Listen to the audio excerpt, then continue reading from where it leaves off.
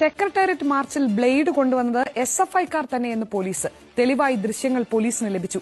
Blade കൊണ്ടുവന്ന പ്രവർത്തകനെയും തിരിച്ചറിഞ്ഞു. നേതാക്കളടക്കം 10 പേർക്കെതിരെ കേസെടുത്തു. വിശദാംശങ്ങൾ CG അരുൺ സിംഗ് നൽകും. അരുൺ സിംഗ്, എന്താണ് ഈ നടക്കുന്നത്? പോലീസുകാർ ബ്ലേഡ് കൊണ്ടുവന്ന് എസ്എഫ്ഐക്കാരെ ആക്രമിച്ചു എന്ന് CPM-ന്റെ പ്രധാനപ്പെട്ട നേതാക്കൾ വരെ ഇന്നലെ വന്ന് ആരോപിച്ചതാണ്. എന്നിട്ടിപ്പോൾ എന്താണ് വ്യക്തമാകുന്നത്?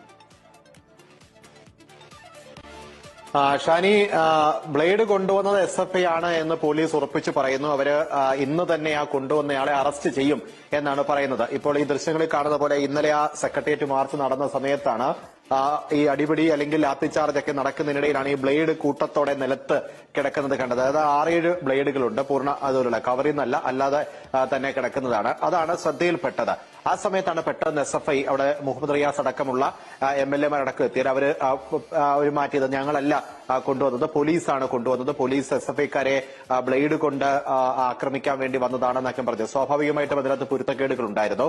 പക്ഷേ കൊണ്ടുവന്നത് SFI-ക്കാർ തന്നെയാണ് എന്ന് അവിടെ എടുത്ത ദൃശ്യങ്ങളുടെ അടിസ്ഥാനത്തിൽ തിരിച്ചറിഞ്ഞു എന്നാണ് പോലീസ് പറയുന്നത്. പോലീസിന്റെ FIR-ൽ തന്നെ അത് എഴുതിയിട്ടുമുണ്ട്. അത് പക്ഷേ FIR-ൽ ഏതെങ്കിലും തരത്തിൽ പോലീസിനെ ആക്രമിക്കാൻ വേണ്ടി കൊണ്ടുവന്നതാണ് എന്ന് പറയുന്നില്ല.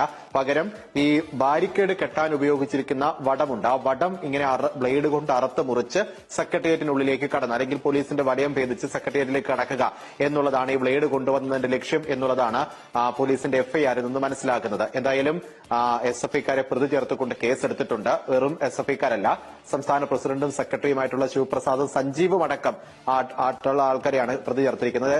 ശിവപ്രസാദാണ് ഒന്നാമത്തെ പ്രതി, സഞ്ജീവാണ് രണ്ടാമത്തെ പ്രതി. ഈ ബ്ലേഡ് കൊണ്ടുവന്ന ഇവരല്ല, അത് ജില്ലയിലുള്ള ഒരു ആളാണെന്നാണ് പറയുന്നത്. പേരിപ്പം പുറത്തുവിടുന്നില്ല. ഇന്ന് അയാളെ അറസ്റ്റ് ചെയ്യും എന്നാണ് പറയുന്നത്. എന്തായാലും ഇതിനെന്താണ് ഇനി CPM നേതാക്കളും SFI-യും മറുപടി പറയുക എന്നുള്ളത് കൂടി അറിയാൻ നമുക്ക് കാത്തിരിക്കാം. ഷാനി.